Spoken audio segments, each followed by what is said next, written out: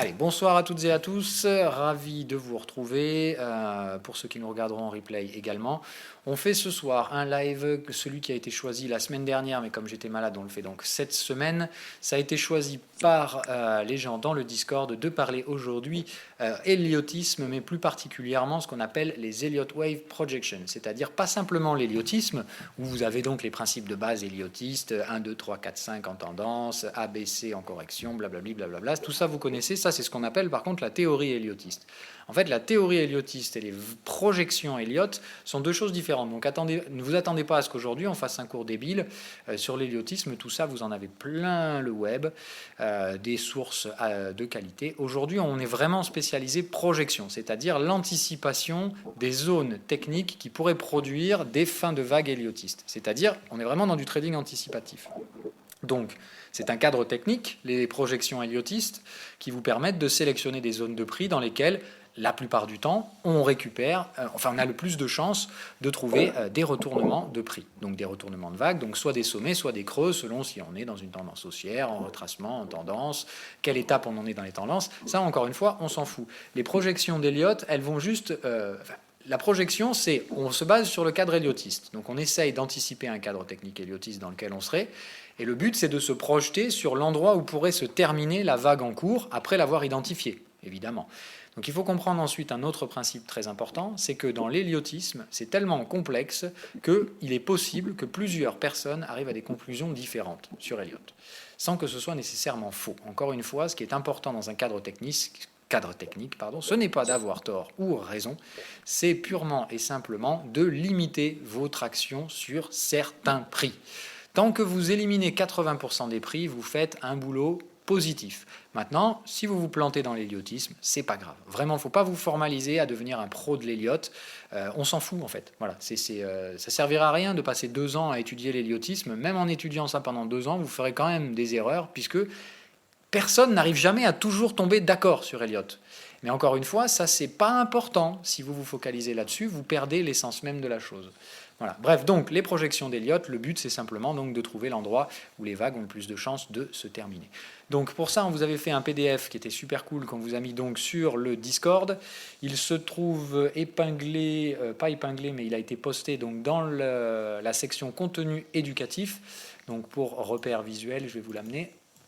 Ça se trouve donc ici, donc dans la partie Pro Indicator Support, vous avez le contenu éducatif et le lien se trouve ici. Voilà. Elliott Wave Principle Basics, c'est ici donc qu'on a ce PDF qui va me servir donc de base de repère aujourd'hui au sein de cette émission. Voilà, je me remets sur le canal général. Donc voilà, ça a été gentiment traduit par nos utilisateurs, donc merci encore à ceux qui l'ont fait. Super sympa cette ambiance qu'on a dans le Discord, grâce à vous. Donc voilà, le principe, donc on ne va pas revenir sur les bases standards de l'héliotisme, parce que vous connaissez 5 vagues de hausse, blablabla, blablabla. Voilà. Ce qui va être important, c'est évidemment toutes les règles déviantes qui sont intéressantes et que malheureusement la plupart des héliotistes oublient ou en tout cas n'utilisent pas. Donc la première des choses, c'est de comprendre que dans une structure impulsive, il y a ce qu'on appelle une vague étendue. C'est-à-dire qu'on monte toujours en 5 vagues, mais les 5 vagues ont toujours une structure particulière, qu'on appelle donc une structure étendue. C'est-à-dire qu'on les a, voilà, ici, les extensions de vagues d'impulsion. C'est-à-dire qu'une vague d'impulsion, elle aura toujours une sous-vague, qui sera plus grande que les autres. D'accord ? C'est-à-dire que le schéma impulsif ne se fait pas 1, 2, 3, 4, 5 quand on est dans le sens de la tendance, ça se fait 1, grande 3. Voilà. Et il y a souvent donc ces schémas-là. Donc on appelle une vague 1 étendue, une vague 3 étendue ou une vague 5 étendue. Ça c'est très important et il faut le comprendre vraiment bien. Quand on monte dans le sens de la tendance ou qu'on baisse dans le sens d'une tendance, ça arrive les tendances baissières, on a toujours ce qu'on appelle donc une vague étendue. C'est ce qui fait que d'ailleurs les vagues motives dans le sens de la tendance sont beaucoup plus longues que les vagues correctrices puisqu'il n'y a pas de correction étendue. Voilà. Donc identifier le principe que donc du coup c'est ça qui rend l'héliotisme complexe, c'est que sinon ce serait trop facile de faire 1, 2, 3, 4, 5 et de les identifier à chaque fois. Non, le truc c'est que il faut retenir une chose toute simple que je vous ai toujours invité à comprendre, les vagues motives se comptent toujours en impair. C'est-à-dire que ce soit vague 1 étendue, vague 3 étendue ou vague 5 étendue, quoi qu'il arrive, le décompte sera toujours un nombre impair. D'accord ? Là, regardez, vous n'avez qu'à compter les sommets. 1, 2, 3, 4, 5, 6, 7. Voilà, même chose ici, même chose là. Ça fera toujours 5, alors soit 3, soit 5, soit 7, soit 9. Ça ne va jamais au-delà de ça. Mais vous avez donc généralement ce nombre de sommets-là. Donc ayez comme réflexe que si vous voulez savoir si vous êtes dans une vague motive, donc une vague dans le sens de la tendance ou une vague contre-tendance, eh bien, si vous avez un nombre impair, dans le sens de la tendance. Si vous avez un nombre pair, plutôt correctrice. C'est aussi simple que ça. Ou range, encore une fois, ce qu'on appelle un range, c'est un enchevêtrement de structures correctives. Donc si vous avez que des enchevêtrements de 4 sommets à la hausse, puis 4 sommets à la baisse, puis 8 sommets à la hausse, vous êtes dans un range, point barre. Il ne faut pas aller plus loin que ça. Donc voilà pour la structure. Ça, c'est ce qu'il y a à retenir, entre guillemets, sur les vagues. Donc après, il va falloir retenir certaines extensions intéressantes. Je vais zoomer un petit peu ici. Voilà. Donc, il va falloir retenir ce truc-là. C'est qu'il y a 3 règles à retenir dans les schémas de vagues étendues. OK ? Donc, dans le sens de la tendance, on va prendre un exemple. Ici, par exemple, voilà, on va prendre la belle grosse tendance en hebdo. Comme ça, on verra bien. Voilà, notre S&P 500, ici, bien propre. Voilà, là, vous la voyez bien, la vague étendue. Elle est bien là. Hein, c'est celle-là. Elle dure beaucoup plus longtemps que la vague 1. Et on voit bien des sous-décomptes ici avec une vague 1, une grande vague 3, une 4, une 5, et on termine. Okay, donc là, on a bien ici un sous-décompte, et c'est cette vague-là qui est la vague étendue. Donc là, on est dans un schéma qui ressemble à ça. Vous voyez ? Et c'est cette vague-là qui est étendue, et généralement, c'est la sous-vague 3. D'accord ? C'est-à-dire que dans une vague 3 étendue, c'est généralement la sous-vague 3 de la vague 3 qui, elle aussi, est étendue. Voilà.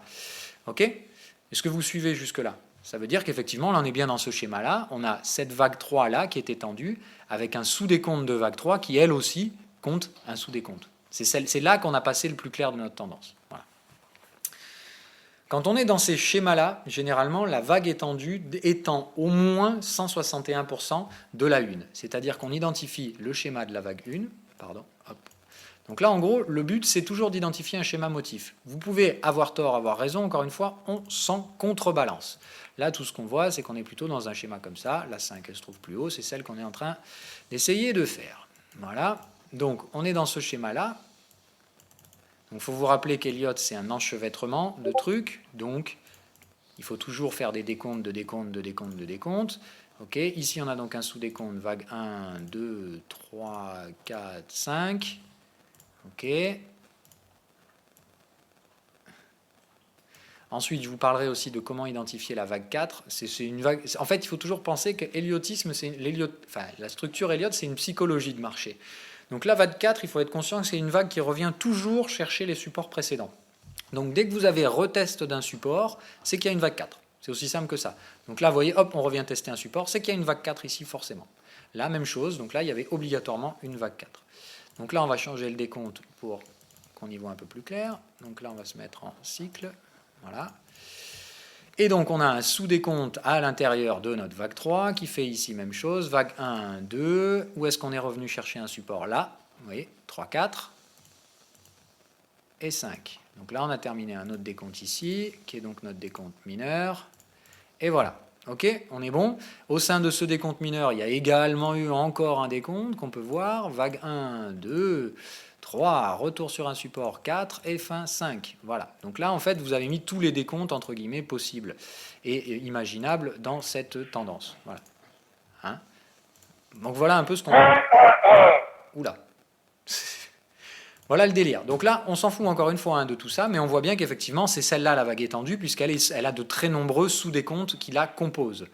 Donc encore une fois, dans le S&P 500, ceux qui pensent qu'ici on va avoir une vague 5 du feu de Dieu avec encore 2-3 années de tendance, se plantent complet, puisque notre vague étendue, c'était la vague 3, donc la vague 5, elle est généralement comparable à la vague 1. D'accord ? Il faut bien comprendre le schéma. C'est-à-dire que quand vous êtes dans une vague 3 étendue, la vague 1 est généralement comparée. La vague 5 est comparée à la vague 1, c'est-à-dire qu'elle est en généralement d'une durée équivalente, plus ou moins équivalente, et d'une amplitude relativement équivalente. Ce qui fait que ce qu'on fait dans une vague 3 étendue, quand on cherche à trouver les targets de la vague 5, on se sert de repères de la vague 1. C'est-à-dire qu'on vient ici, et on met donc la vague 1 reportée au creux de la 4. OK ? Voilà. Donc il faut bien comprendre ce truc. Et ce sera toujours les mêmes ratios Fibonacci qui vont revenir. Maintenant, sur chaque cadre Fibonacci, il va y avoir sur chaque contexte, il va y avoir des objectifs Fibonacci théoriques. C'est ce qu'on va essayer d'apprendre aujourd'hui. Il y aura beaucoup de choses, évidemment, et il faudra donc soit vous servir du PDF comme source d'origine, d'accord, soit tout simplement regarder plusieurs fois la vidéo. Je vais vous donner, moi, les ratios donc, que j'utilise avec les probabilités qui sont associées. Alors, Olive, les autres vont t'expliquer comment faire. Voilà. Donc voilà, quand on est dans ce schéma-là, donc généralement, la vague 5 est d'amplitude relative à la vague 1. Je vous recommande d'utiliser ça comme moi, c'est-à-dire que vous pouvez enregistrer des presets dans TradingView. Moi, par exemple, quand je cherche une vague 5, j'utilise mon preset vague 5. OK ? Tout simplement. Donc encore une fois, ce sont des ratios que vous pouvez enregistrer. Donc quand on est dans une vague 5, généralement, on utilise 3 ratios. Non, la vague 5 ne peut pas être plus grande que la 3. Ce n'est pas possible. La vague étendue est toujours la vague qui étend le plus les prix. Et c'est forcément la vague la plus grande. Donc, dans une vague 5, après une vague 3 étendue, on se positionne par rapport à la vague 1, au creux de la 4, et on met ses extensions. 80% du temps, c'est ici qu'on échoue, c'est-à-dire entre 100 et 127% de la vague 1 reportée au creux de la 4. Des fois, on pousse à 1,618, et là, on est dans un cas complètement débile où on est allé chercher 200%. Voilà. Mais encore une fois, c'est toujours les mêmes ratios, c'est-à-dire que les ratios, ça va être 0,618, 1, 1,27,2, 1,618, 2, 2,618, 3, 3,41,4, 4 et 4,618. Voilà. Ce sont ça tous les ratios sur lesquels généralement les prix s'arrêtent. Ok ? Vous les retenez ceux-là. C'est comme une grille en fait. Maintenant, je vous dis, ceux qui sont en haut, on n'y va jamais. On s'en fout. Enfin, c'est tellement rare en fait. Encore une fois, on peut très bien y aller sur le S&P 500. Mais là, moi, ça me paraît complètement dérisoire d'arriver à ce schéma-là. Ensuite, des fois, on peut utiliser autre chose. C'est que généralement, après une vague 3 étendue, d'accord, on prend le décompte de la 3 et on peut utiliser une extension de la vague 3 au creux de la 4 pour spécifier une zone de prix dans la vague 5. Et généralement, dans ce cas-là, on utilise le ratio 61, 0,618. C'est-à-dire qu'après une vague 3 étendue, très souvent, la vague 5 étend à peu près 0,61 de la 3. D'accord ? C'est-à-dire que théoriquement, là, vous voyez, le 0,618, là, je vous donne toutes les astuces que j'utilise, moi, là. Alors, attendez, hop, en plus, on l'a mal fait. Voilà, ici, il faut bien le mettre au creux de la 4.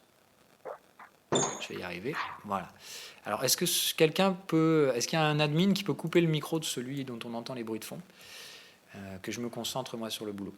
Donc, voilà, le 618, vous voyez qu'il est situé où et où ? Il est situé proche du 1,27 et il encadre deux prix, 1,618, 1,27. Quand c'est comme ça, généralement, je sais que c'est ici qu'on a le plus de chances donc, de trouver des ventes. Enfin, qu'on a des chances de trouver notre vague 5. Donc, pourquoi l'année dernière, déjà, je commençais à vendre le S&P 500 ? Pour cette raison-là. Tant qu'on était là-dedans, ça m'intéressait de vendre. Quels étaient les prix que j'ai vendus l'année dernière sur le S&P 500 ? Preuve à l'appui, hein, encore une fois, tout est enregistré, donc comme je vous dis, je ne cache jamais rien. Hein, voilà. Donc, on va y arriver. Voilà. Quels sont les deux prix que j'ai essayé de vendre l'année dernière sur le S&P 500 ? Ici. J'ai essayé de vendre pile poil sur le 127. J'ai essayé de vendre ici également à la fin de l'année parce qu'on était sur le 1,618. Il se trouve que le marché nous a fait un truc complètement débile en début d'année. Il est allé chercher 200% et j'ai également vendu cette zone-là. Okay ? C'est-à-dire que j'avais aussi vendu par là, j'avais aussi vendu la zone 100%, j'ai commencé à vendre par là. Voilà en fait les 4 prix que j'ai vendus moi l'année dernière sur le S&P 500. Que des ratios Fibonacci. Je me suis fait défoncer 3 fois, la 4e fois ça a marché. Encore une fois, hein, c'est toujours pareil, moi j'applique un cadre technique, je ne sais jamais si je vais avoir tort ou raison.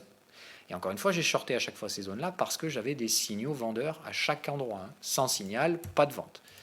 Bon, ça, c'était petite parenthèse, on n'est pas là encore. Ce soir, on ne fait pas de trading, hein. On ne va pas faire de scénario de trading, on va juste donner, je vous donne les règles héliotistes. Voilà. Donc là, en gros, c'est ici que normalement on aurait dû échouer. Maintenant, bon, le marché, là, il nous a fait n'importe quoi, il est allé plus haut. Ok, est-ce que vous avez compris donc le schéma motif ? Là, on vient de le faire sur une vague 3 étendue. Ok ? Maintenant, je vais vous donner les autres schémas. On va les faire après, mais je vais me servir de ceux qui sont là. Quand vous êtes dans une vague 1 étendue, d'accord ? Généralement, la vague 3 ne peut pas être la vague la plus courte, quoi qu'il arrive. Ça, c'est une règle toujours héliotiste. Donc, en fait, quand vous avez ce schéma-là, donc vague 1 étendue, avec 5 sous-vagues dans la vague 1, d'accord. Ça, ce sont... j'essaie de penser à quel type d'actif fait ça.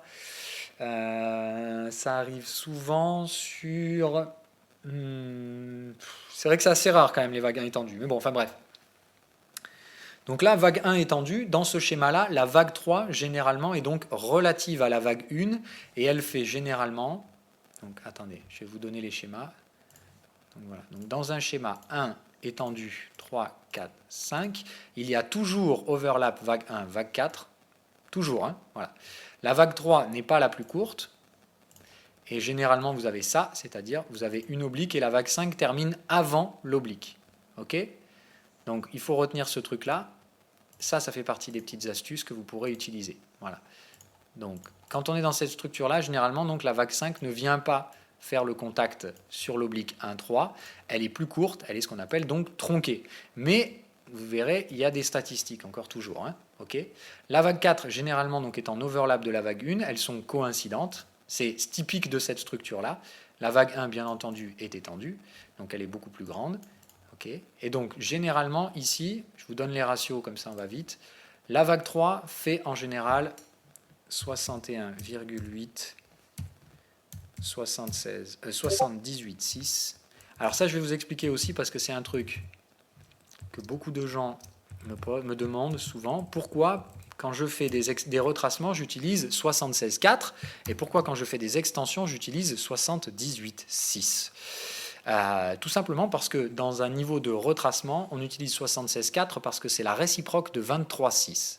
D'accord ? Alors que dans une extension, on utilise le vrai niveau Fibonacci qui est 78,6, qui est en fait un ratio du 0,618, du 1,618. Voilà. Donc c'est pour ça qu'on utilise, c'est pour ça que j'utilise comme ça. En tout cas, moi j'ai toujours fait comme ça, et en plus il se trouve que ça marche comme ça. Et 88,6% d'extension. D'accord ? Ça se trouve toujours sur un de ces trois ratios-là. C'est jamais 50%, c'est toujours au minimum 61,8 et au maximum 88,6, puisque donc la vague 3, elle ne peut pas être plus grande, okay, que la vague 1. Okay, donc ça, c'est pour trouver le point 3. Le point 3 est donc toujours une extension de la vague 1, d'accord ? C'est-à-dire vous faire vague 1 au creux de la 2, la 3 se trouve toujours sur un de ces trois ratios Fibo. Okay ? Généralement, la vague 4, c'est overlap vague 1 qui la définit, c'est-à-dire que la vague 4, elle s'arrête en général quand elle est dans le domaine de la vague 1, et en général, on repart. Derrière, la vague 5, elle réplique exactement les mêmes schémas. C'est-à-dire que là, c'est la 3 est relative à la 1, la 5 est relative à la 3, et comme elle doit être plus petite que la 3, elle fait toujours ses ratios 61,8, 76,4, 78,6, 88,6. Ok ?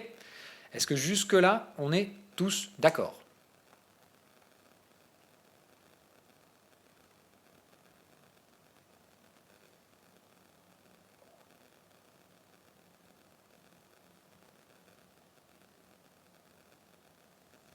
On va faire le schéma vague 5 étendue derrière, hein, il va de soi. Hein. Donc là, on a fait le schéma, hop, et là, donc on va faire vague 1, 2, 3, 4, et donc la vague 5 étendue. Voilà.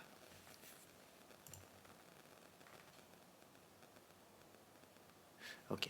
Donc ensuite, il va y avoir d'autres stratégies à utiliser. Donc dans la vague 1 étendue qui est assez rare, là, le timing que vous pouvez utiliser, d'accord, c'est que généralement, okay, la vague 4 ici, elle se trouve sur le canal de la vague 1,3. C'est-à-dire qu'en général, quand vous faites 1,3, si vous reportez ce canal au point 2, généralement, ça vous donne le timing pour acheter la 4. C'est-à-dire que le point le plus parfait pour acheter la vague 4 dans un schéma de vague 1 étendue, c'est quand vous avez conjonction de l'overlap vague 1 et du report en canal 1,3 au creux de la 2. Okay, ça, c'est petite astuce, encore une fois, de trading en héliotisme. Ça vous permet de savoir, quand vous avez cette conjonction-là, qu'il y a une très très forte chance de trouver un support acheteur très puissant qui va retirer une 5, mais vous saurez que la 5, elle n'a pas non plus un potentiel de dingue, puisqu'en général, elle n'atteint pas le haut du canal que vous aurez ici. Elle échoue, et derrière, évidemment, la vague devient corrigée. Donc ça, c'est le schéma vague 1 étendue. Dans un schéma vague 3 étendue, donc on l'a bien vu, la 3 est relative à la 1 et elle utilise généralement d'autres ratios, donc, enfin pas d'autres ratios, toujours les mêmes ratios d'extension. Donc alors attendez, je fais hop, voilà. Donc dans un schéma de vague 3 étendue, la vague 3 fait généralement au minimum 161,8 de la 1, c'est un minimum. La vague 3 ne peut pas être étendue si elle ne fait pas au moins 161,8 de la 1. D'accord? Donc attendez, je vais marquer vraiment les trucs. Normalement, il faut faire comme ça. Donc c'est 3 VS1. Quand je vous mets VS1, c'est-à-dire que le sommet de la vague 3 est calculé par rapport à une extension de la vague 1. Donc c'est 161,8, 200, 2, 618. C'est toujours les mêmes, hein, vous avez compris, c'est toujours les mêmes ratios. Hein. Donc 261,8, 300.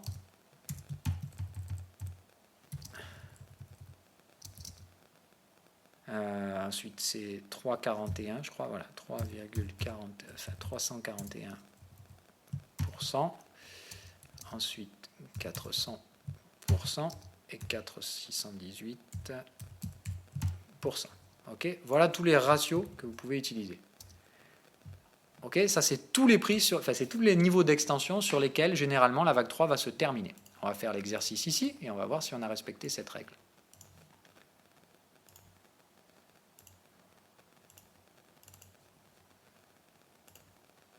Alors non, on n'était pas sur du 3,414, pas sur du 3, pas du 2,618, du 200%. Ok? Là, c'est pas compliqué. Vous voyez, 1, 2, la vague 3, elle a fait 200% de notre vague 1. On a bien respecté les schémas. Et vous allez voir que tous les prix intermédiaires classiques ont procuré à chaque fois des réactions de prix. C'est-à-dire que le marché teste ces zones de prix. Vous voyez, le marché, pouf, teste là, mais ici, ça ne suffit pas. On va plus haut, on va chercher 200. Donc, il faut vraiment utiliser ces niveaux. Ok ? Vraiment utiliser les niveaux Fibo, ça vous donne des projections d'une qualité, mais encore une fois, il faut maîtriser les règles. Il faut vraiment maîtriser les règles, sinon, voilà, pas bon. Donc, retenez bien ça. Donc, 3 VS1, c'est ça. Dans un schéma, vague 3 étendue. Attendez, on va essayer de bien répartir les trucs pour ne pas s'en foutre partout, là, parce que sinon, ça va vite devenir compliqué. Ça, on va le traiter après. Okay, et donc, on l'a vu, dans un schéma vague 3 étendue, derrière la 5, on vient la chercher 5 VS1. Ok, 5 VS1 est de l'ordre de 100%, 127,2% à 161,8. Le reste, c'est très rare. Là, on est en train d'essayer d'aller chercher du 200%, mais c'est assez rare. Hein. C'est vraiment très très rare. Normalement, c'est ces trois-là qui font Excuse-moi, juste pour mesurer la 5, tu pars de quel point à quel point après la 5 3 étendue? VS1, donc c'est toujours pareil. La 5 part de la 4, donc en fait, tu vas aller prendre la 1 au creux de la 4. D'accord, ok, merci. 5 VS1, voilà, il faut qu'on soit d'accord sur le schéma. Mais n'hésitez pas à poser les questions, encore une fois. Hein, si des trucs là, n'hésitez pas, il n'y a pas de mauvaises questions, au contraire. Donc voilà, 5 VS1, c'est ça le code. Et en général, pour affiner, vous pouvez vous servir donc de 5 VS3. C'est généralement 61%, 61,8. Voilà. Donc ça, c'est à utiliser pour affiner un peu. Ok, voilà les règles que vous avez.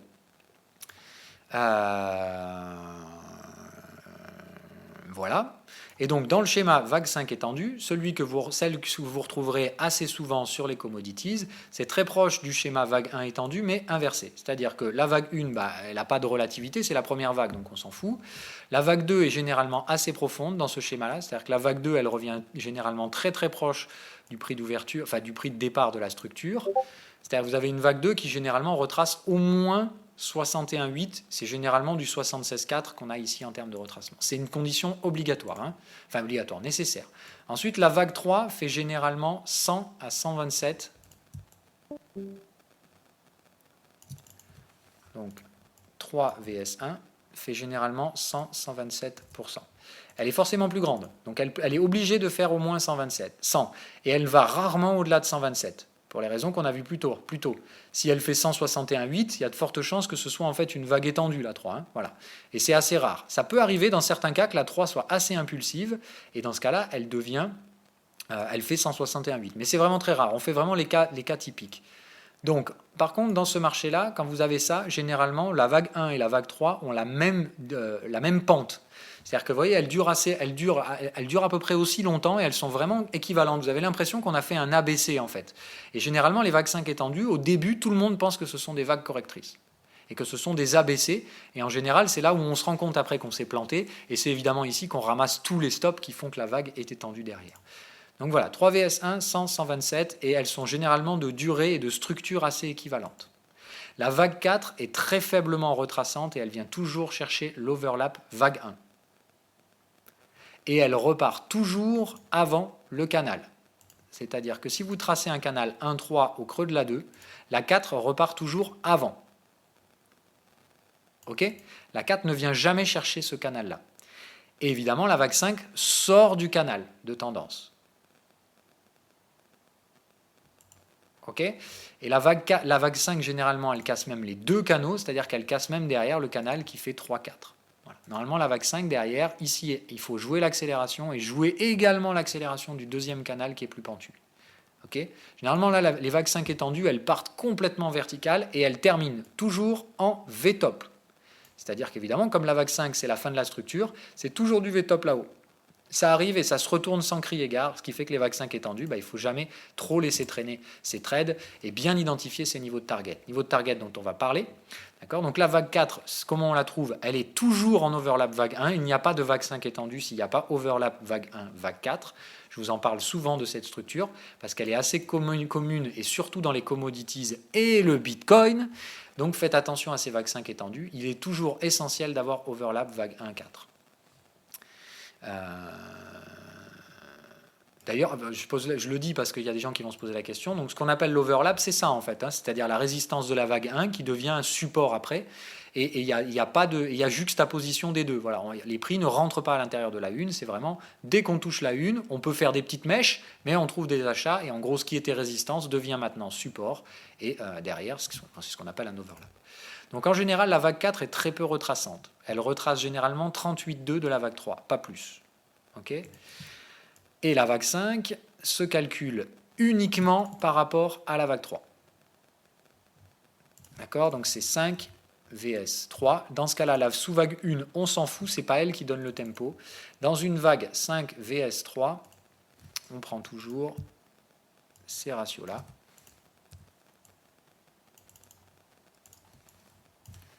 Le 100% non, puisqu'on a donc une vague étendue. Le mini, c'est 161,8, 200. Évidemment, vous prenez la suite. C'est-à-dire que derrière, 200, 2618, 300. Non. En fait, j'aurais dû prendre ça. Voilà.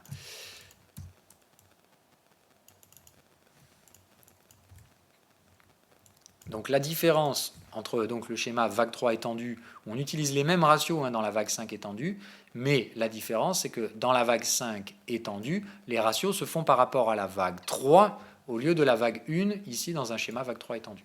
Okay ? C'est aussi simple que ça. En fait, quand vous avez la vague étendue, elle est référente à la vague qui la précède. Le problème, c'est que quand vous êtes dans une vague 1 étendue, malheureusement, voilà, vous ne pouvez pas la prédire, puisque, entre guillemets, cette vague-là, elle est un peu imprévisible. Généralement, ça, c'est les structures de marché où vous avez un catalyseur très puissant qui a causé un renversement de marché, et entre guillemets, il n'y a que les spéculateurs qui se sont positionnés en vague 1, ce qui fait que la vague 1 se retrouve étendue, et derrière, vous avez les spéculateurs, les suiveurs de tendance qui essayent de racler, mais il y a déjà pratiquement plus de potentiel à tirer. Bien évidemment, que ce soit tendance haussière, tendance baissière, tu inverses les mêmes trucs et ça fonctionne tout aussi bien. Voilà. J'espère que... Voilà. Est-ce qu'on est tous bons là-dessus ? Alors, pardon, dans le schéma vague 3 étendu, il y a aussi 2-3 conditions à respecter. D'accord ? C'est-à-dire que dans le schéma vague 3 étendu, il faut toujours que lorsque vous trouviez le canal le plus large, au sommet de la 1, la 3 se soit installée au-dessus durablement. C'est-à-dire qu'il ne faut pas que ce soit juste un petit pétage comme ça et qu'ensuite on réintègre le canal. Il faut vraiment qu'il y ait installation de valeur au-dessus du canal de la 3, sinon ce n'est pas une vague étendue. Donc là, on est bien effectivement dans le S&P, dans le cadre d'une vague 3 étendue. Je vais vous donner d'autres astuces. En général, pour trouver le timing de la vague 5, dans une 3 étendue, ça c'est le schéma qu'on voit le plus souvent. C'est pour ça que je vous parle de celui-là aujourd'hui. Généralement, quand vous faites 2-4, d'accord ? soit la tendance se termine généralement au sommet de la 3. C'est pour ça que je vous dis le S&P 500, tout ce qui s'est passé là, c'est pas normal. Ça, c'est vraiment, vraiment anormal, et c'est pour ça que je pense que sur le S&P, ça va se payer très cher les conneries qu'on est en train de faire, parce que ça, c'est complètement anormal. Vous voyez, quand je vous disais que je vendais dans cette zone-là, c'est parce que là, en pur respect de stratégie héliotiste, on était vraiment sur des clusters où il fallait vendre. Et je regrette absolument pas mes ventes l'année dernière. Encore une fois, si c'était à refaire, je les referais parce que ma stratégie, elle est comme ça. Et il se trouve que de temps en temps, évidemment, ça marche pas tout le temps. Il n'y a pas de magie dans le marché. Il se trouve que l'année dernière, je me suis bien fait défoncer, mais on est complètement sorti de tous les cadres techniques habituels des marchés. Ok.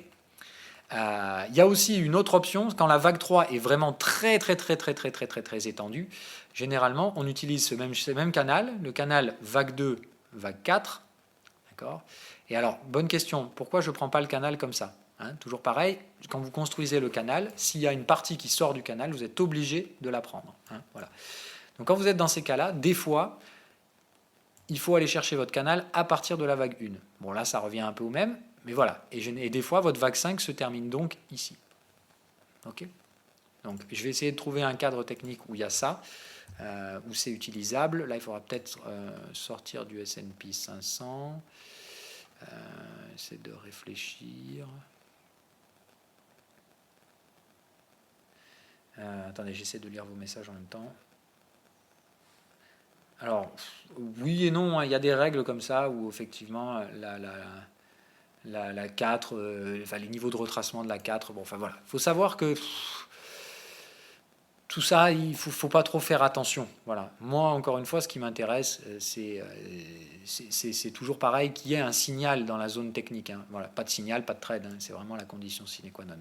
Donc voilà, le S&P 500, donc évidemment, en termes héliotistes, on est hors de tout contexte. Franchement, on est hors sol. C'est-à-dire que là, on a eu une vague 3 étendue et le marché voudrait nous faire une vague 5 étendue. Donc, entre guillemets, voilà, on va faire du permaboulisme. Donc là, si on devait avoir une vague 5 étendue, ce qui est impossible, hein, puisque la vague 3 est clairement la vague étendue, mais encore une fois, à Wall Street, des fois, les licornes sont douées pour vous inventer tout type de conneries possibles et imaginables. Donc si on était dans le cadre d'une vague 5 étendue, on viserait donc au minimum 1,618, voire 200% de la vague 3. C'est-à-dire que notre S&P 500 viserait 3600, voire 4000 $. Magnifique les gars, non? Vous en voyez de la licorne à ne plus en pouvoir là? Voilà, bon, donc on est complètement hors sol à Wall Street, et évidemment il va de soi que là il n'y a que le cerveau d'un pur crétin permaboulistique pour imaginer un S&P 500 à 3600 $, mais encore une fois, c'est pas moi qui fais le marché. S'il se trouve qu'on y va, encore une fois, il ne faudra pas lutter. Mais moi, j'y crois pas du tout une seule seconde à cette crétinerie arc-en-ciel et licorne boursière. Mais pour l'instant, il faut être conscient que Wall Street s'y croit. Hein. Et là, ils y croient dur comme fer. Et puis encore une fois, on est toujours crétin à Wall Street, c'est-à-dire qu'on met les œillères, on ne cherche plus à réfléchir et on se dit « Oula, moi tant que j'ai pas de signal de vente, je ne vends pas ». Voilà ce que se dit Wall Street, hein, encore une fois. Là, on a donné un énorme signal de vente, mais Wall Street est déjà en train de vous dire « Eh les gars, moi je vois bien le sommet historique, puis pourquoi on continuerait pas, et puis pourquoi on n'irait pas chercher 3006 ?» Voilà. Je le lisais tout à l'heure, donc il y a des analystes qui donnent déjà 3002 pour la fin de l'année, hein, c'est-à-dire 31 décembre 2018, ici, 3002, tranquille. Vous voyez, on reprend la même tendance et on continue. Voilà, on prend les mêmes et on recommence. Encore une fois, c'est d'un danger et d'une bêtise assez stratosphérique. Mais c'est comme ça. Donc, vraiment prudence dans ces trucs-là. Pardon, j'essaie de regarder ce message. Donc, on cherche toujours la vague 5 à Wall Street. On ne l'a pas encore trouvé. Maintenant, moi, je pense qu'on a déjà purgé, rappelez-vous, le 200%. Donc là, si je dois faire une analyse de Wall Street en respect pur de la stratégie, qu'est-ce que je dois faire? Question. Ma vague 5 doit être relative à quelle vague et quelles sont les proportions que je dois trouver? Bon, normalement, là, vous avez la réponse à l'écran, mais bon, voilà.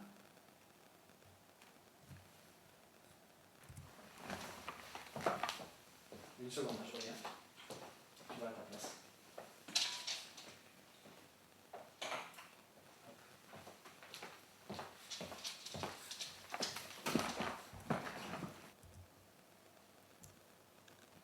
Donc, déjà, identifier les schémas de tendance, c'est effectivement la base. Voilà. Après, les structures correctives, il faut être conscient que c'est là que ça va se compliquer. C'est-à-dire que là, en fait, si ce qu'on vient de faire là, ça vous semble compliqué, Et j'ai envie de dire, l'héliotisme, c'est pas fait pour vous.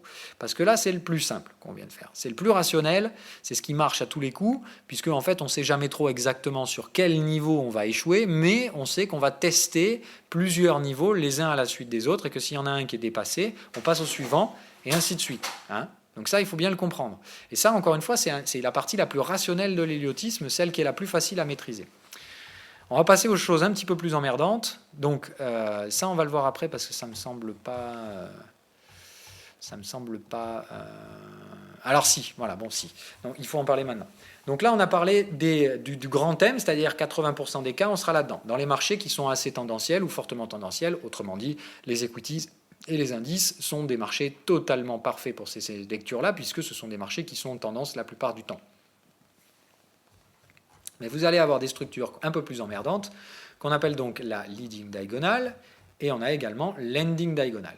Leading diagonale, ça sera positionné en vague 1, ou en vague A, d'une correction. C'est possible hein, que ce soit aussi en vague A, puisque rappelez-vous, les corrections ABC, ce sont des impulsions qu'il y a. C'est-à-dire il y a 5 vagues à la baisse, donc c'est une impulsion, 1, 2, 3, 4, 5. Ensuite, 2 vagues de correction, et de nouveau 5 vagues dans le sens opposé à la tendance majeure. Mais ça reste une impulsion baissière. Hein. Et donc, la leading diagonale, c'est soit une vague 1, soit une vague A. Ça ne peut pas être autre chose. Hein. Ça n'arrive jamais ailleurs. La leading diagonale, quelle va être la différence par rapport aux structures qu'on a vues précédemment? C'est que la leading diagonale, elle ne va pas avoir l'overlap vague 1, vague 4. Elle est très proche généralement de la vague 1 étendue, la leading diagonale. Par contre, vous avez la 4 qui rentre dans la 1. Et ça, c'est important. C'est là que se fait la différence. Okay. Dans la psychologie, il faut bien comprendre que quand vous avez ça, c'est ce qu'on appelle donc une structure d'accumulation. En général, la vague 2 qui suit est assez courte, c'est-à-dire qu'elle revient dans le domaine de la 4, et derrière, vous avez forcément une vague 3 étendue. C'est-à-dire que dans une construction 1, 2, 3, 4, 5, si votre vague 1 est une leading diagonale, la vague 3 sera la vague tendancielle. Okay. Je vais prendre un exemple immédiatement. On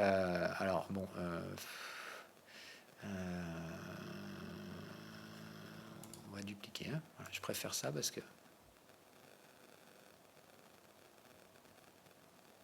sinon je vais perdre mon S&P 500 et ça me gêne. Donc l'AUD NZD.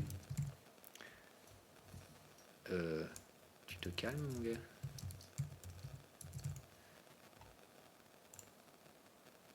Voilà. Donc l'AUD NZD, ici, c'est ce qu'on appelle une leading diagonale. D'accord? Vous avez bien la vague 4. 1, 2, 3, 4, 5. La 4 est très largement ici rentrée dans la 1. Donc ça, c'est ce qu'on appelle une leading diagonale. La vague 2, normalement, elle est faiblement retraçante. C'est pour ça que sur la UDNZD, personnellement, je commençais déjà à acheter sur ces zones de prix-là. Mais vous voyez qu'on a retracé très profondément. Par contre, derrière, la vague qui suit sera une vague étendue sur la UDNZD. C'est obligatoire. La vague qui est ici, elle cassera toutes les résistances et elle fera, s'il vous plaît, répondez-moi, combien d'extensions de la 1 au minimum? Au minimum 1,618. Ici, on est donc dans une vague 3 étendue. Donc moi, je peux prendre les schémas de la vague 5. C'est 161,8, 200% la plupart du temps. Donc les 1,22, c'est la target minimum que je vise au sein de la prochaine vague sur l'AUD NZD. D'accord ?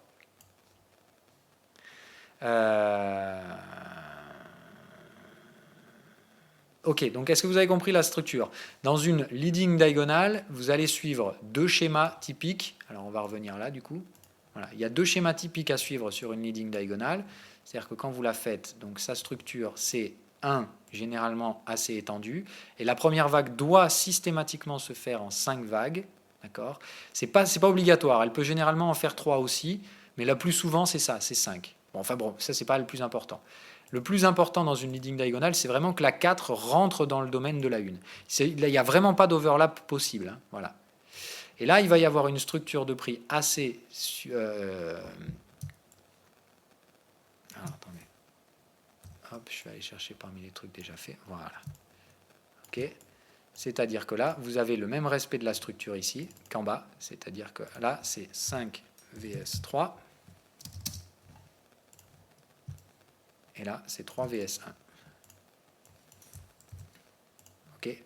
Mais c'est toujours pareil. Là, la première vague est la plus longue, la 3 est plus courte, donc relative à la 1, elle fait soit 618, soit 78,6, soit 88,6. La vague 5, comme elle doit être plus courte que la 3, puisque la 3 ne peut pas être la plus courte, elle fait 61,8, 78,6 ou 88,6 de la vague 3. On est d'accord ? Et la vague 5 va toujours au-delà de la vague 3, la vague 3 va toujours au-delà de la vague 1. C'est essentiel aussi. On doit être dans une vague motive, ce qui veut dire qu'on avance en 5 vagues. Ok ?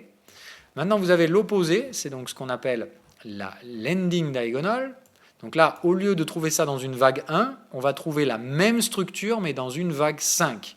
La structure est la même, d'accord ? C'est-à-dire que les sous-vagues se décomposent en range, et on va avoir 1, 2, 3, 4, 5, avec une vague 3 inférieure à la vague 1 en taille, et une vague 5 donc inférieure à la vague 3, qui suivront exactement les mêmes ratios. Donc là, c'est 3 vs 1, pardon.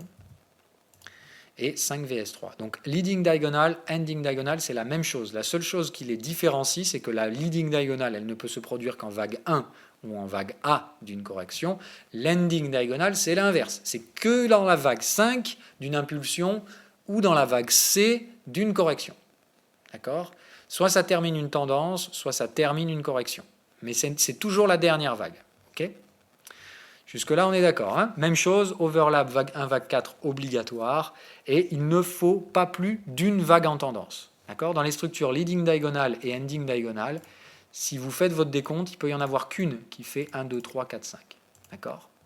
Et ce n'est pas toujours la vague 1. Il faut être conscient que des fois, c'est la vague 5. Et ça, c'est très très chiant, parce qu'effectivement, vous ne la voyez pas venir, celle-là.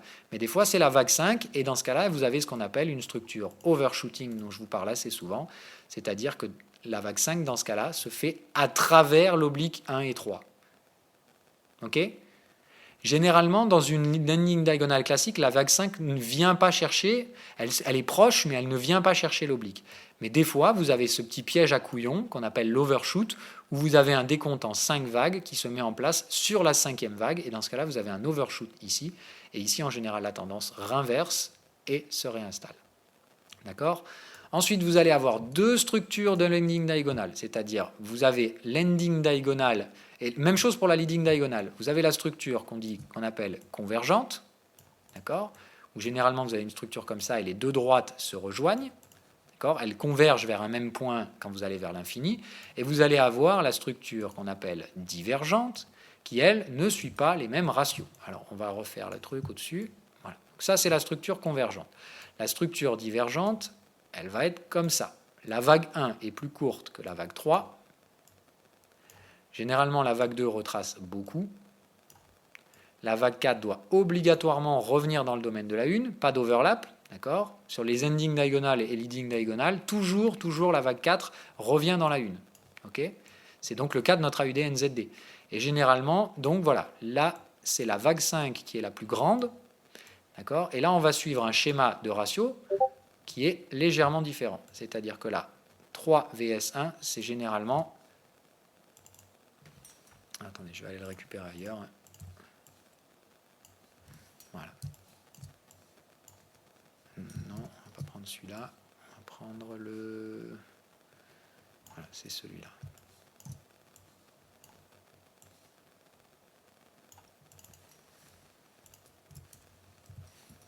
Ok, donc là, généralement, 3 vs 1, c'est 127. Elle est forcément plus grande. Donc c'est minimum 100. C'est 127,2, 1,618. Généralement, c'est ça que vous avez. Okay, en sachant qu'en général, dans cette structure, la vague 3 fait très souvent 127% de la 1. Et vraiment 80% du temps, et de temps en temps, c'est un peu plus grand. Ok, hop, et vous avez la même chose ici sur la vague 5, qui se calcule donc par rapport à la vague 3, cette fois. Toujours par rapport à la vague précédente. Okay, donc là, vous avez des vagues de plus en plus grandes, et les niveaux de retracement de la vague 4 est toujours plus grand que la vague 1, que la vague 2. C'était donc le cas de notre AUD NZD. Jusque-là, on est bien d'accord ? Ce qu'on a vu tout à l'heure, c'était donc ce qu'on appelle une leading diagonale divergente. Alors là, on va aller sur l'AUD NZD. Voilà. Donc ce qu'on a ici, c'est bien une leading diagonale divergente. Vous voyez bien que les deux obliques sont non convergentes. Dans une structure divergente, la vague 5 ne vient jamais chercher l'oblique. Hein. C'est essentiel. La vague 5 ne vient jamais chercher l'oblique ici. Voilà. Est-ce que là, à ce niveau-là, on est toujours raccord et clair? Est-ce que ça va pour tout le monde? Allez, on rentre dans la partie relou, les corrections. Donc là, on ne va pas y passer 107 ans parce qu'encore une fois, anticiper les corrections, moi ça me gonfle, parce que c'est beaucoup trop complexe. Donc on va traiter les cas majeurs, les choses qui arrivent le plus souvent. Donc il y a le triangle, d'accord? Donc ça c'est effectivement celle que vous connaissez le plus, c'est le plus chiant à anticiper. Comment on reconnaît un triangle? Voilà, le triangle, généralement, c'est la première vague, elle retrace immédiatement 61,8. Voilà. C'est-à-dire, je vous trace le triangle, voilà. Ok. Donc, quand vous avez un triangle, il faut être conscient que c'est toujours après une vague d'impulsion. Hein. C'est-à-dire qu'en général, vous avez eu ici 1, 2, 3, 4, 5. Voilà. Ok. Donc, en général, quand vous avez ce truc-là, il faut être conscient que, généralement, comment identifier la forte probabilité que ça se termine en triangle? C'est quand, après votre vague motive, la première vague de retracement casse obligatoirement au moins une résistance, mais c'est vraiment au moins. Et en général, on revient même très loin dans la structure, on revient même souvent proche de la vague 2. Et souvenez-vous de ce ratio, en général, on retrace 61,8 à 76,4. D'accord? Donc là, c'est... Merde, putain, je vais y arriver. Voilà. On retrace... Pas possible. Je vais y arriver.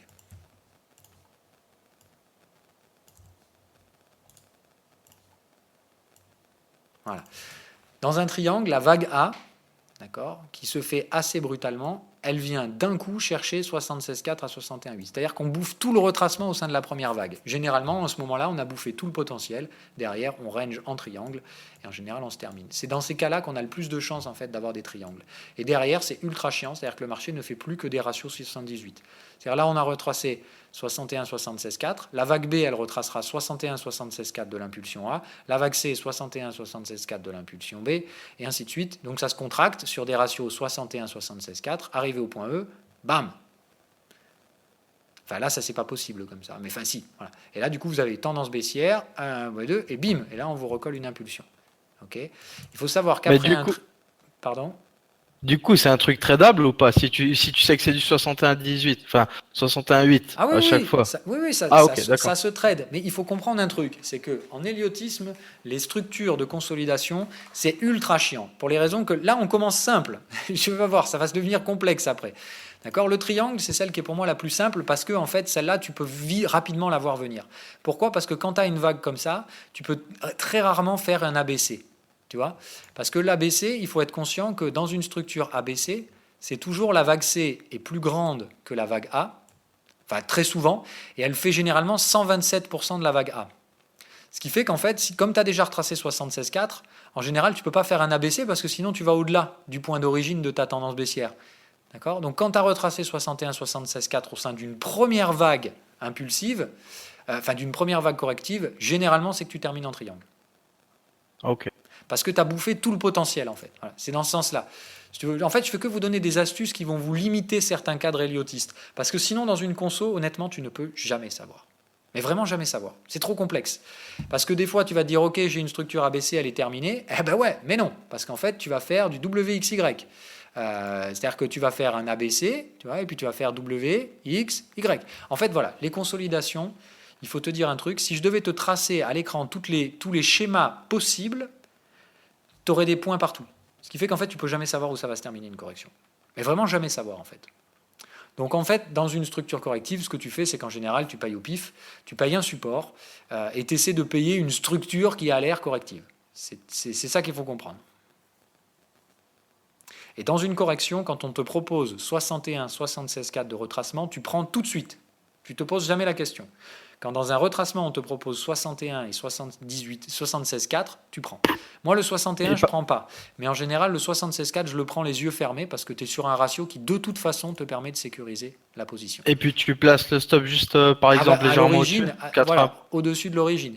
Et il faut être conscient que, voilà, dans les retracements, tout à l'heure, on a vu les extensions, hein, d'accord? Donc, les niveaux de retracement, c'est 61,8, 76,4 et pas 78,6 et 85,4. Celui-là, il faut le garder à l'esprit parce que souvent, le marché vient le chercher pour emmerder le monde. Par contre, on ne doit jamais aller au-dessus de 85,4. Au-dessus, c'est que vous êtes planté. Et encore une fois, souvent ça vous arrivera. C'est-à-dire que vous allez spéculer sur une conso, puis en fait vous êtes toujours dans une tendance et vous n'êtes pas dans le bon sens parce que vous n'avez pas fait le bon décompte. Mais dans ce cas-là, vous prenez un stop, c'est le jeu, point barre. Okay. Mais souvenez-vous que dans une structure corrective, si vous avez bien identifié une tendance et que vous voulez vous repositionner dans cette tendance au sein d'une phase de conso, 76,4 et 85,4, c'est des prix que vous prenez. Si vous avez des signaux dessus, vous les prenez, quitte à gérer votre risque, quitte à éventuellement prendre un stop si vous avez eu une mauvaise lecture. Le stop vous coûtera rien ou pas grand-chose, et par contre, derrière, vous aurez la chance de vous repositionner éventuellement dans une tendance avec de très très très bons prix. D'accord ? Donc dans une conso, c'est en fait la seule règle que j'ai à vous donner. Si d'entrée de jeu, on vous propose 76,4, 85,4, prenez. Et même puis si après, vous vous plantez, ça coûte pas cher. Tu dirais que c'est à partir de quelle vague que le risque ratio revient plus intéressant? C'est comme ça? Alors, il faut savoir que voilà, la première vague, dans un schéma consolidant, tu n'as aucune idée de la longueur de la structure. C'est-à-dire que quand tu n'as fait qu'une vague, tu ne sais pas si ça va être un triangle, un ABC, une structure complexe WXY, une structure double free où c'est WXYZ, enfin WXYXZ. C'est-à-dire, voilà, les structures de consolidation Elliott, impossible à anticiper. Tu peux commencer à réduire ton risque quand tu as 3 vagues de correction. D'accord ? C'est-à-dire que 3 vagues, c'est ce qu'on appelle la structure ABC. Quand tu as 3 vagues correctives, c'est pas mal. Maintenant, le problème des ABC, c'est que tu as ABC, tu as flat, tu as running flat, tu as extended flat. C'est-à-dire qu'en fait, des structures de consolidation en héliotiste, il y en a tellement que c'est impossible à suivre et impossible à prédire. Donc les consos, tu ne cherches pas à comprendre. Soit on te propose un bon risque ratio, tu le prends, soit tu es patient et tu attends d'avoir une structure de consolidation.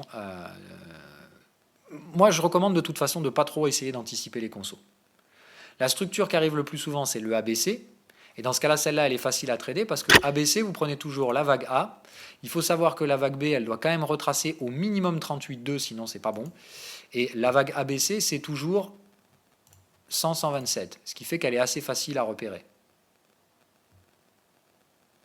D'accord ? C'est les deux schémas les plus courants. Soit on vous propose un bon risque ratio rendement, vous prenez d'entrée de jeu, soit vous attendez d'avoir 2 vagues et vous spéculez, vous regardez où se procure. En fait, voilà, quand vous avez ça et que le marché commence à remonter, c'est là où vous vous dites, ok, probablement ABC. Donc dans ce cas-là, premier truc que vous faites, vous mettez une extension ici. Ok ? En fait, l'avantage, c'est que quand votre marché il a fait tac, tac et qu'il commence à repartir, c'est là où vous vous dites, j'ai probablement trouvé mon point B. Et donc votre point B, vous allez regarder où il est. S'il est au-dessus du point d'origine, c'est probablement ABC. S'il est au même niveau, d'accord ? On va prendre le même schéma. Alors, on va virer un peu tout ce merdier là. Voilà. Hop. Donc te dire un truc comme ça. Une fois que tu as tracé ton point A, si ton point B il est légèrement plus haut, c'est ABC. Souvent. C'est la structure la plus classique, et dans ce cas-là, 127% de la A, tu trouves généralement ton point C et tu es tranquille. Okay ? L'autre option, tu as le point B qui est au même niveau que le point d'origine, généralement ça fait ça. C'est ce qu'on appelle donc le flat. Mais dans ce cas-là, il faut que tu aies une structure bien particulière, il faut qu'il y ait toujours 2 sous-vagues. D'accord ? C'est-à-dire qu'ici, si tu as A, B, C qui arrive au point B, tu sais que tu vas avoir 1, 2, 3, 4, 5 pour trouver ton point C et c'est terminé. Et il se trouvera généralement dans le domaine de la A. Quand ton point B va plus loin, et c'est là où c'est plus chiant, parce que quand tu as ça, tu es vraiment emmerdé pour identifier ta tendance. C'est pour ça que c'est vraiment très très chiant. Ça, c'est ce qu'on appelle les consos étendus, c'est-à-dire derrière, soit tu fais du running flat, soit du extended flat. D'accord ? C'est pour ça que c'est imprévisible. Tu te rends compte du nombre de structures correctives qu'on a vues là ? C'est infâme, les corrections héliotistes. C'est essayer de donner une structure à des trucs qui sont complètement bruyants. Et moi, je trouve que c'est là où vous vous perdez le plus, à essayer d'anticiper les structures correctives. Voilà. Moi-même, je le fais, encore une fois. J'essaie d'anticiper les structures correctives, mais le but, c'est pas d'avoir raison. Là, le but, c'est simplement, encore une fois, de réduire les zones de prix. De dire, moi, c'est par là ou par là que ça m'intéresse, parce qu'on pourrait être dans un truc, dans un running extended flat, on pourrait être dans un running flat, dans un machin. Mais encore une fois, moi, ce qui m'intéresse, c'est pas d'avoir raison. C'est juste de savoir sur quelle zone les prix vont m'intéresser. Voilà. Donc, comprenez bien ça sur la structure héliotiste, et ce sera notre conclusion.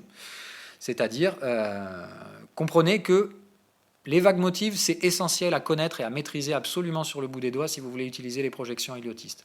Quand vous identifiez une vague de tendance, il faut tout de suite savoir quelle est la vague étendue. D'accord ? Rappelez-vous ce qu'on a dit. Si votre vague 1 est une leading diagonale, la vague 3 est la vague étendue. C'est-à-dire que si vous venez de terminer une leading diagonale, que vous avez terminé la consolidation en vague 2, la prochaine vague est normalement la vague étendue. Si votre vague 3 est tendue, la vague 5 est d'amplitude et de durée relative à la vague 1. D'accord ? Si vous avez eu, par contre, ce qu'on a vu tout à l'heure, ici, si vous voulez un schéma vague 5 étendu, donc comme sur le Bitcoin, il faut respecter certaines conditions. La 4 doit être overlap vague 1, la 4 doit rester à l'intérieur du canal vague 1, 2 reporté, 1, 3 reporté à la 2 sans en sortir par le bas, et la plupart du temps elle est même à l'intérieur du canal et elle vient même rebondir avant de retrouver le canal. Okay, mais il est essentiel qu'elle ne soit pas en dehors du canal. Si elle est en dehors du canal, c'est que c'est pas bon. Okay, voilà généralement comment ça se construit. Okay, et la vague 3 ne peut pas sortir du canal point d'origine, d'accord ? C'est-à-dire que si vous faites point d'origine, point 2, c'est-à-dire si vous tracez ce canal-là, en fait, si vous faites ça, à ça, à ça, d'accord, la vague 3 ne peut pas sortir et installer de la valeur au-dessus. La vague 3, elle doit être d'amplitude de la 1, respecter le timing imposé par le canal de la vague 1. La 4 est souvent très courte et la 5 défonce tous les stops. Ok, mais ce sont des règles à respecter pour les vagues 1. C'est essentiel de faire ça. Voilà. On a fait le tour, donc on va essayer de prendre 2-3 cas pratiques. Non, il n'y a aucune stratégie qui fonctionne bien sur les consolidations. Ça n'existe pas. Pourquoi ? Parce que c'est comme ça. Le marché, il est chiant. S'il était prévisible, ça se saurait. Donc il y a toujours une partie qui est imprévisible, et la partie qui est imprévisible, il faut l'accepter, c'est les consolidations. C'est très dur d'anticiper les structures consolidantes.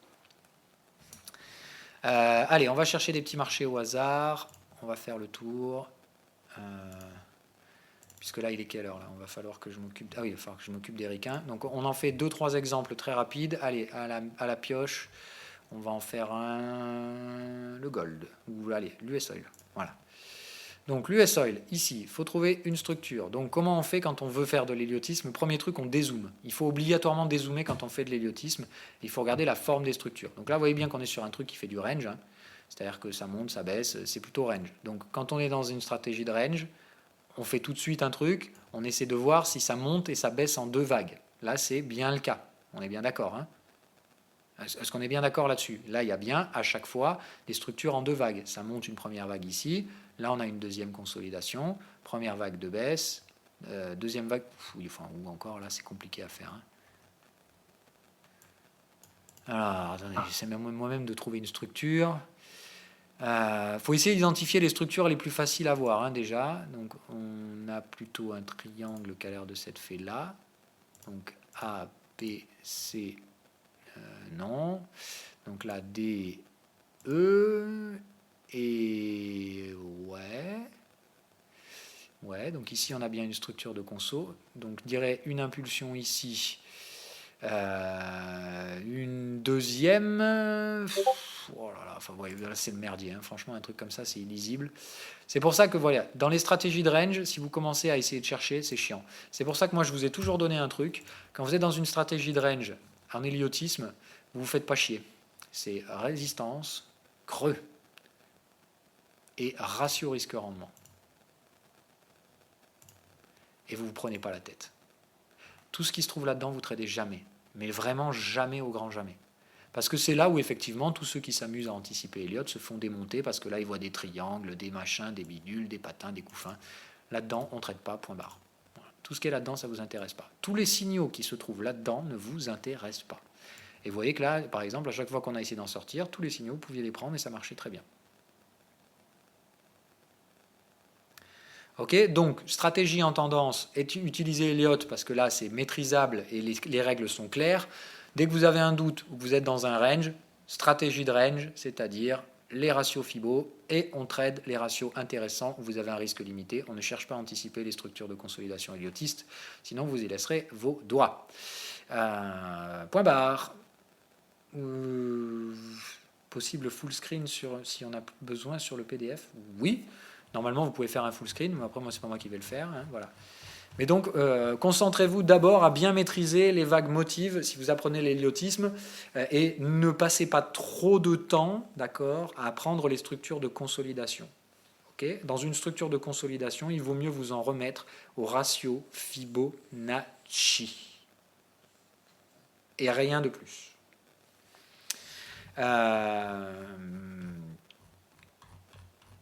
Voilà, parce qu'il y a encore barrier, triangle, toutes les conneries comme ça. Enfin bon, voilà. Vraiment, c'est extrêmement compliqué les structures correctrices. Voilà, quand vous avez un truc comme ça, dites-vous déjà là, avec des schémas de vagues bien propres, là, c'est illisible. Alors imaginez-vous que dans un marché réel, avec des vagues dégueulasses, ça l'est encore plus. Je pense que ça résume bien le truc. Voilà, ce genre de truc, ça résume bien le marché. Voilà. Comment voulez-vous comprendre et anticiper une structure comme ça? C'est illisible. Voilà. C'est juste illisible. Donc retenez un truc, en tendance, chiffre impair, en contre-tendance, des chiffres pairs généralement, quand vous comptez, hein, voilà, c'est-à-dire vous comptez le nombre de vagues qui avancent, c'est-à-dire le nombre de fois où vous avez réussi à avancer sans casser un plus bas. C'est ce qu'on appelle une vague motive. Vous voyez, c'est-à-dire là, on va faire l'exemple. Ici, ça veut dire là, hop, on monte, on monte, on monte, on monte, on monte, on monte, on monte, on monte, là, terminé. Ok, vous comptez les vagues, 1, 2, 3, 4, 5, 6, 7. Vague motive, terminé. Okay, donc là, vous savez qu'il y a une tendance. Ça, c'est ce qu'on appelle donc une impulsion. Donc ici, c'est une probable vague A. Ici, on a donc fait une vague B. Et ici, vous voyez qu'on réattaque. Ça fait 1, 2, 3, 4, 5, 6, 7 sommets. Même chose. Vague impulsive. Donc là, c'était bien une A, B, C. OK, comptez. Voilà, c'est tout con. Et là, regardez. 1, 2, 3. Enfin, pardon. 1, 2, 3, 4. Ça, c'est une consolidation. Ok, c'est vraiment, c'est une règle qui est tellement conne, mais Dieu sait que ça marche, hein, et c'est voilà. Donc toujours pareil, retenez ces trucs-là. Ça, c'est fait partie des trucs qui vous feront gagner en héliotisme, gagner du temps de cerveau déjà pour pas le perdre à essayer d'anticiper des trucs inanticipables. Et voilà, ayez le réflexe que dans un range, il vaut mieux ne pas trader, et si vous devez trader, tradez surtout du risque ratio rendement. Allez, je vous laisse, je vous souhaite une bonne soirée, je vais aller faire la même chose pour les Américains, et puis allez au dodo.